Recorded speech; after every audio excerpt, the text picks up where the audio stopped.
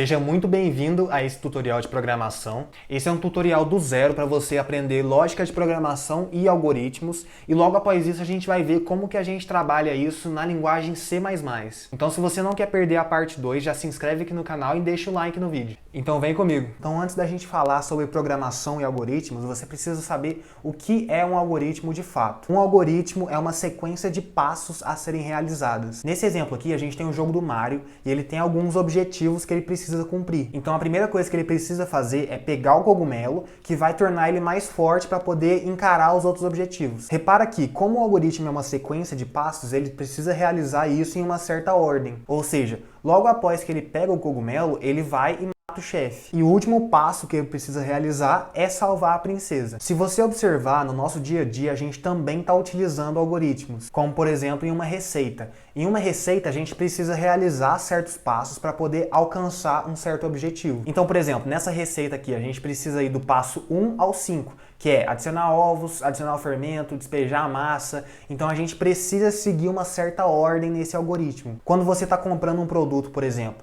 você precisa selecionar o seu produto, depois você vai colocar no seu carrinho, colocar a forma de pagamento e só depois você vai efetuar a compra de verdade. A gente tem então um algoritmo computacional que é parecido com a definição de algoritmo. No algoritmo computacional, a gente vai estar falando para o computador o que ele deve fazer. O computador, ele não entende a nossa linguagem, que é o português ou o inglês, por exemplo. Então a gente não poderia simplesmente chegar para o computador e falar, ó, eu quero um software assim, assim, assado. Eu preciso fazer um programa para ele entender. E esse programa ele vai ser feito utilizando alguma linguagem de programação. Então observa que a programação em si, ela é só uma extensão da nossa linguagem. Ao invés de você falar para o computador que você quer um site bonito, um site da cor vermelha com essas fontes, você vai usar a linguagem de programação para poder fazer isso. E em todo algoritmo a gente tem três coisas que são fundamentais, que no caso é a entrada, o processamento e a saída. A entrada é tudo aquilo que a gente vai utilizar ao longo do nosso programa. Então se o nosso programa for, por exemplo, fazer um bolo, a gente vai ter de entrada os nossos ingredientes,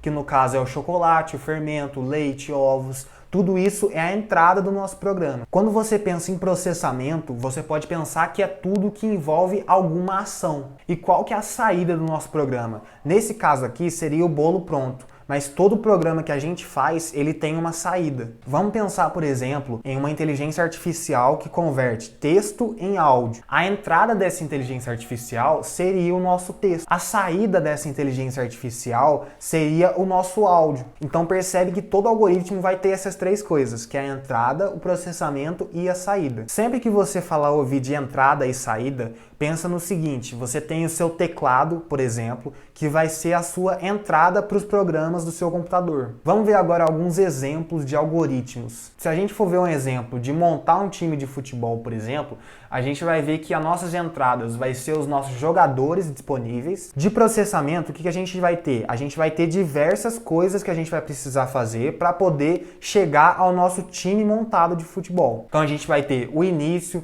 a gente vai escolher o goleiro, vai começar a escolher os jogadores. Nesse escolher jogadores, pensa que tem alguns outros processos. Por exemplo, quem está escolhendo o time vai olhar quem são os melhores jogadores ali. Então tem todo um processo de seleção também desses jogadores. Ao final da escolha dos nossos jogadores, a gente precisa colocar quem restou no banco de reserva. Então isso é mais um processo para a gente. E qual que vai ser a saída do nosso programa? Vai ser o nosso time selecionado. Pegando mais um exemplo, a gente tem o algoritmo de calcular a média de duas provas. Calcular a média é um algoritmo que a gente vai usar bastante na programação. Então qual que vai ser a nossa entrada? Vai ser as duas notas escolares que a gente tem. De processamento, a gente vai ter algumas coisas aí que vão precisar ser feitas. Somar as duas notas e dividir por 2. E qual que vai ser a nossa saída? Vai ser a média das notas que foi retornada da nossa divisão. Entrei com as duas notas, processei elas ali, somei e dividi por 2 e tive como saída a nossa média. Pegando o nosso último exemplo aqui, a gente tem um cálculo para determinar o tempo para acabar algum filme. Para saber quanto que falta para um filme terminar, eu vou precisar de duas entradas. A duração total do filme e quanto do filme já foi percorrido. Então eu pego essas duas entradas aqui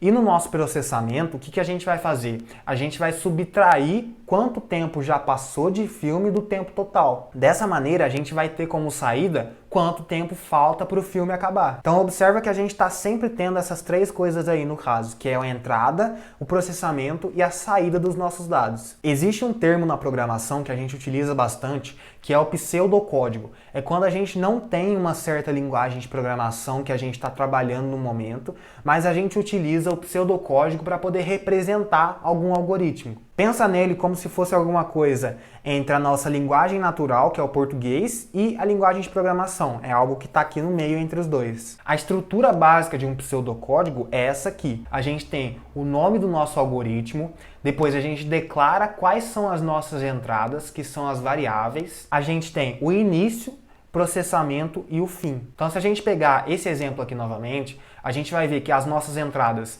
são a duração total do filme e quanto tempo já foi. Abrindo um parênteses do nosso aprendizado aqui, a gente vai começar a chamar agora as nossas entradas de variáveis. Uma variável, ela é uma caixa que armazena algum valor pra gente. No exemplo da média das notas, a gente tinha nota como sendo uma das nossas variáveis, que no caso vai ser uma das nossas caixas. Na verdade, quem está armazenando é o seu computador. A memória do seu computador é como se fosse diversos blocos ali, e em cada bloco você pode armazenar um valor.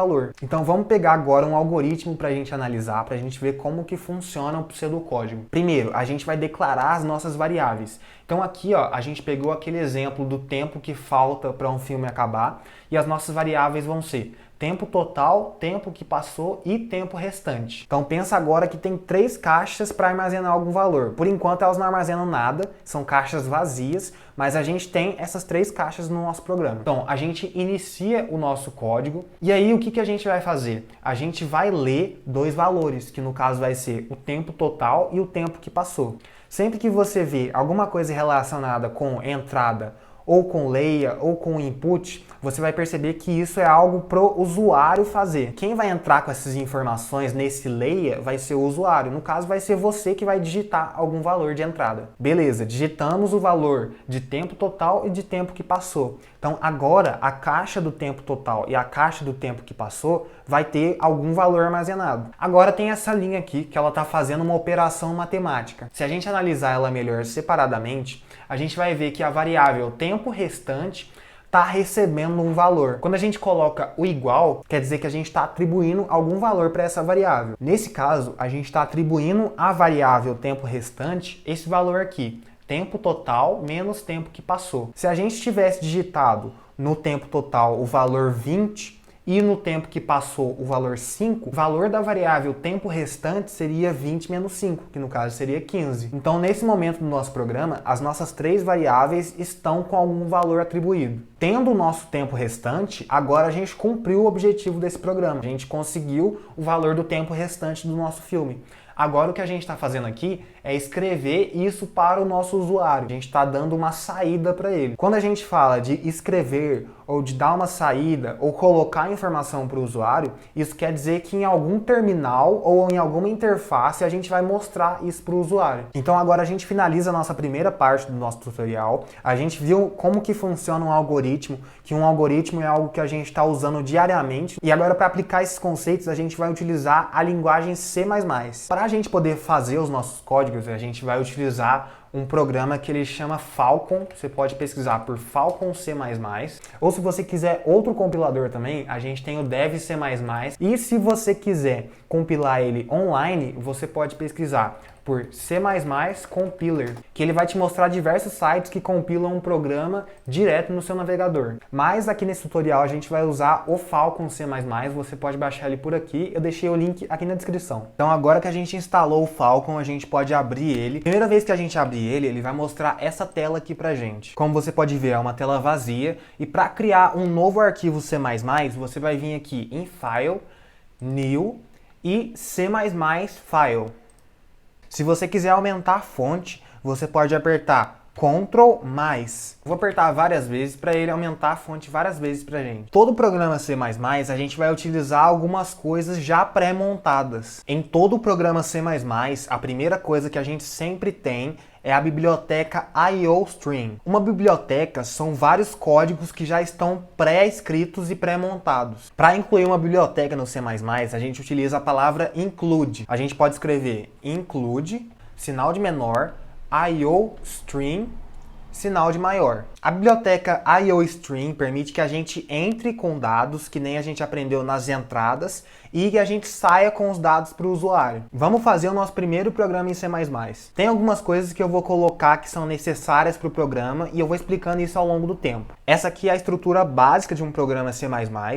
A gente vai fazer algumas interações agora, não se preocupa com esse int main, nem com esse return 0 por enquanto. Só o que você precisa saber é que o nosso programa vai vir dentro dessas chaves. A primeira coisa que a gente vai fazer é criar uma variável. Uma variável que nem a gente viu agora há pouco, é uma caixa que armazena algum valor. Então vamos criar uma variável chamada nota. Então, se você observar, a maneira que a gente cria uma variável é especificando a palavra int e o nome da variável que a gente quer. Nesse caso, int significa inteiro, vai ser um número inteiro. Então, a partir de agora, a gente tem uma caixa chamada nota que vai armazenar um valor inteiro. Pode ser 1, 2, 3, qualquer valor que seja inteiro. Se a gente pegar a variável nota e colocar para ela o valor 2, na linha 4, essa variável não tinha um valor. E aí, a partir da linha 5, ela começa a ter o valor 2. Lembra que eu falei sobre saídas? A gente quer ver essa nota, esse valor 2, em algum lugar. No caso, vai ser o terminal. E como que a gente faz para poder sair com esses dados? Mostrar para o usuário. Aqui, a gente vai estar utilizando esse comando. É o std, cout, e aí você vai colocar 2 sinais de menor. Depois dos 2 sinais de menor, você vai colocar alguma coisa, qualquer coisa que você queira que saia no terminal. Antes da gente colocar o valor 2, vamos fazer um valor de teste. A gente vai colocar o valor de Olá Mundo. Agora a gente vai rodar o nosso código. Você pode vir nesse sinal de play aqui em cima. Ou também você pode apertar a tecla F9. Agora ele vai pedir para você salvar o seu arquivo. Você clica em Yes. E agora, olha o que apareceu aqui pra gente. Apareceu o terminal, que é esse em preto, e aí ele apareceu logo a primeira linha, Olá Mundo. Essa é a nossa primeira saída que a gente faz com o C++. Eu vou usar o termo printar quando a gente for falar de alguma saída que for ir pro terminal. Tudo que for aparecer no terminal, eu vou falar que a gente está printando. Se a gente voltar no algoritmo das notas, a gente vai precisar de uma variável chamada tempo total, uma chamada tempo que passou e uma chamada tempo restante. Então vamos criar essas variáveis aqui no Falcon. Então a gente vai criar o tempo total, o tempo que passou e o tempo restante. Agora a gente vai precisar ler duas variáveis, que vai ser a nossa entrada. Se você observar, esse comando std_cout, ele vai printar os dados no terminal. Para a gente colocar uma entrada, algo para o usuário digitar, a gente vai usar um comando parecido, que vai ser o std_cin. Como aqui no problema a gente está entrando com o tempo total e o tempo que passou, a gente vai fazer a mesma coisa. A gente vai entrar com duas delas. A gente vai digitar std_cin, e agora não é mais o sinal de menor, vai ser o sinal de maior para quando é a entrada. Então vai ser 2 sinais de maior, e aí vamos colocar qual que é a variável que a gente quer entrar. No caso é o tempo total e o tempo que passou. Então vamos colocar tempo total. Não vou colocar as duas de uma vez, vou colocar primeiro o tempo total para você ver como funciona a entrada de dados. Aqui a gente vai apagar esse código aqui que a gente não está usando por enquanto. Então agora o que esse código faz é simplesmente declarar 3 variáveis e entrar com uma delas. Se a gente apertar o play, você vai ver que o nosso programa ele vai estar pausado. Parece que nada está acontecendo aqui, mas o que está acontecendo de verdade é que ele está esperando você entrar com algum dado, você digitar realmente no seu teclado. Então vamos digitar aqui o valor 10. Agora, o valor 10 foi atribuído a essa variável tempo total. É como se a caixa da variável tempo total tivesse o valor 10 dentro dela. Só que esse programa não faz nada, a gente só entra com o valor e não acontece mais nada. E aí logo abaixo a gente vai digitar outro cin, e ao invés de ser o tempo total, vai ser o tempo que passou. Se a gente voltar no pseudocódigo, depois de entrar com os valores dessas duas variáveis, a gente quer fazer uma operação matemática aqui. O valor de tempo restante vai ser igual a tempo total menos o tempo que passou. Então é exatamente isso que a gente vai fazer no código. A gente vai digitar tempo restante é igual a tempo total menos o tempo que passou. Beleza, 90% do nosso código está pronto, agora falta só uma coisa, que é a gente escrever o valor de tempo restante no terminal, que nem a gente fez aqui. E para a gente escrever, novamente a gente vai utilizar o stdcout. stdcout, e a gente vai colocar o tempo restante.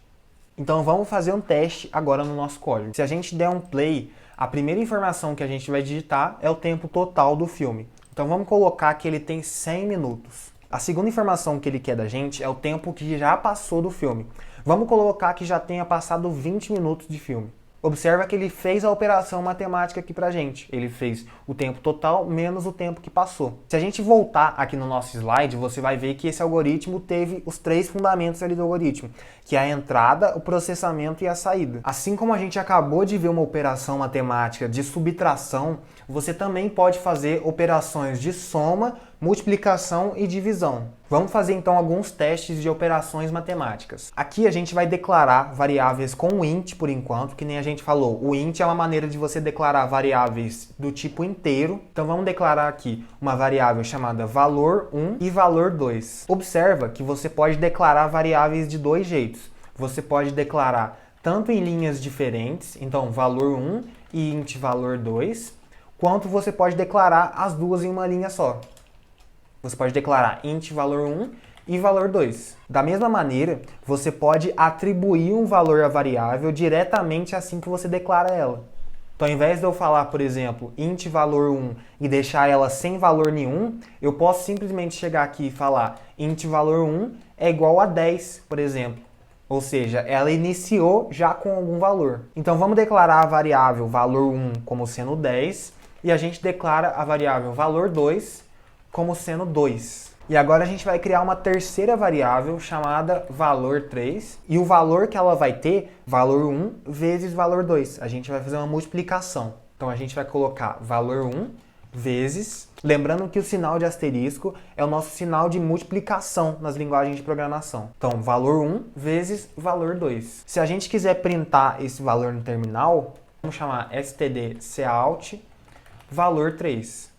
Você vai ver que ele printou pra gente o valor 20, que é exatamente 2 vezes 10. Dica rápida para você, se o seu terminal às vezes ele congelou assim, ó, não dando para apertar o botão de play, você tem que apertar esse botão aqui de parar, porque provavelmente ele está rodando em alguma outra aba. Então você para ele se estiver travado, e aí você dá um play de novo. Da mesma maneira, a gente também consegue fazer outras operações. Só que agora, antes da gente prosseguir, eu vou te dar o desafio de você fazer o exercício da média. O exercício da média é esse aqui. A gente vai ter 2 notas escolares, e aí a gente vai ter que somar elas e dividir por 2, para no final printar no terminal a nossa média. Então, pausa esse vídeo, tenta fazer esse desafio e agora eu vou mostrar a solução para você, mas tenta fazer ele primeiro. Bom, então para a gente começar esse desafio, a gente vai precisar de 2 notas. Então eu vou declarar uma variável chamada nota 1 e depois nota 2. Agora o nosso usuário vai ter que entrar com os valores das notas. std:/cin nota 1 e depois a gente vai entrar com a nota 2. Tendo esses valores de nota, a gente vai precisar de uma terceira variável, que é a nossa média. A gente vai declarar ela aqui em cima junto com as outras variáveis. Qual que vai ser o valor de média, então? O valor da média vai ser a soma das 2 notas dividido por 2. Primeiro a gente vai fazer a soma, então a gente vai chamar média é igual a nota 1 mais nota 2. Vou usar agora um conceito que pode parecer um pouco estranho, mas é que você consegue utilizar uma variável dos 2 lados da equação. Então você pode fazer isso aqui, por exemplo. Média é igual a média dividido por 2. O que você está fazendo aqui? Você está pegando o valor de média e aí você vai atribuir, ou seja, você vai falar esse valor é igual a, e aí você vai estar usando o antigo valor de média. Então vamos supor que aqui a gente tem a média igual a 10. Aqui o que a gente está fazendo é média é igual a 10 dividido por 2. Nesse caso iria ser 5. A última coisa a se fazer aqui é printar esse valor no terminal. Então vamos colocar stdcout média. Se a gente der um play aqui, você vai ver que ele primeiro pede para mim o valor da nota 1, depois da nota 2 e depois ele faz o cálculo. que nota 1 é 12, e a outra nota vai ser 20. A média das nossas notas deu 16. Vamos testar isso na calculadora. 12 mais 20, a gente vai ter 32. E dividindo por 2, a gente vai ter 16. Então esse foi um desafio para você realmente trabalhar com as operações matemáticas. Lembrando que a solução que você faz, às vezes, pode ser um pouco diferente da que eu fiz, mas está certo do mesmo jeito. É isso que a gente trabalha na programação. É você fazer soluções diferentes que resolvam o mesmo problema. Falando em problema, a gente tem um pequeno detalhe aqui. Como a gente está trabalhando só com números inteiros, vamos supor que a gente tivesse pego uma média que teria vírgula. Vamos pegar a calculadora e supor que o valor da nota 1 fosse 10 e o valor da nota 2 fosse 1. A gente tem um valor de 11. Para dividir por 2, a gente vai ter um número com vírgula, 5,5. Só que a gente está trabalhando com números inteiros. Vamos ver o que acontece se a gente dar o play aqui e colocar um número com vírgula. Vamos colocar nota 1 como 10, nota 2 como 1. Viu que ele tirou a nossa vírgula. Era para ser 5,5, mas ele colocou 5 porque a gente está trabalhando só com inteiros. Eu coloquei esses dois exemplos para você ver a diferença entre um tipo de dado que tem vírgula e um que não tem vírgula. O int, ele é um tipo de dado que armazena um valor inteiro.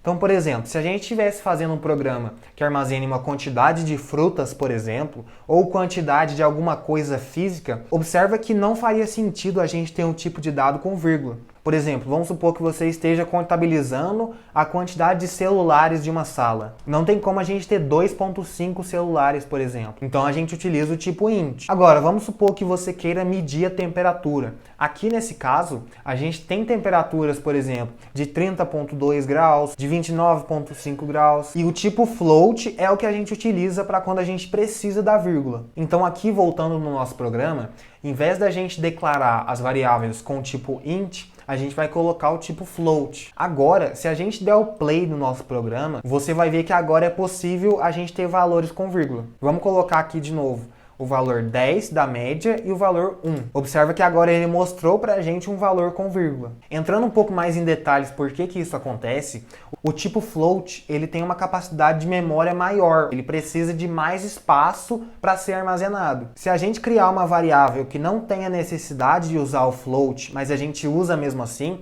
a gente está desperdiçando memória. Agora a gente vai fazer mais um desafio. Esse também tem a ver com operações matemáticas. Nele você vai ter que calcular o salário total a ser recebido a partir de dois valores, que é o valor hora e a quantidade de horas trabalhadas. O salário vai ser o valor da hora vezes a quantidade de horas trabalhadas. E aí depois você tem que printar no terminal o valor do salário total. Então faz esse exercício, pausa agora e agora eu vou mostrar a solução para você. Então vamos apagar esse programa aqui que a gente fez e agora a gente vai declarar as nossas variáveis. Então a gente vai ter o valor hora, quantidade de horas trabalhadas e o salário. Então vamos criar essas três variáveis aqui. A gente vai criar com o tipo float, porque como a gente está lidando com dinheiro, a gente vai ter os centavos ali, que é um ponto flutuante. Então vamos colocar float, valor hora, horas trabalhadas e salário. Primeiro a gente vai ter que entrar com as informações valor hora e horas trabalhadas. stdcin, valor hora, depois stdcin de novo, com as horas trabalhadas. Agora a gente vai precisar fazer a operação de multiplicação para saber o valor do salário. Salário é igual a valor hora vezes horas trabalhadas. Por último, a gente vai precisar printar esse valor no terminal. Então a gente vai colocar cout salário. Observa que aconteceu aquilo que eu falei para vocês, que ele travou aqui, que é porque o meu terminal está aberto. Então eu vou precisar ou fechar ele ou encerrar ele por aqui. Encerrei, vou dar o play de novo. Aqui teve um errinho de digitação, não é STC, é STD. Então vamos dar o play aqui e se a gente colocar, por exemplo, que esse trabalhador ganha R$12 a hora, que ele trabalhou 160 horas, observa que o salário dele vai ser 1.920. Então vamos multiplicar aqui 12 vezes 160, deu 1.920. Se a gente pegar um valor quebrado agora, vamos supor que ele ganha um valor quebrado de hora, de 12,09 centavos, por exemplo. Supondo que ele trabalhe 160 horas, 1.934,40. Se a gente checar isso na calculadora, 12,09 vezes 160. Você vai ver que ele deu exatamente esse valor de salário. Então eu espero que você tenha gostado desse vídeo. Esse foi um tutorial básico aí de lógica de programação e de C++. Já se inscreve aqui no canal para não perder a parte 2.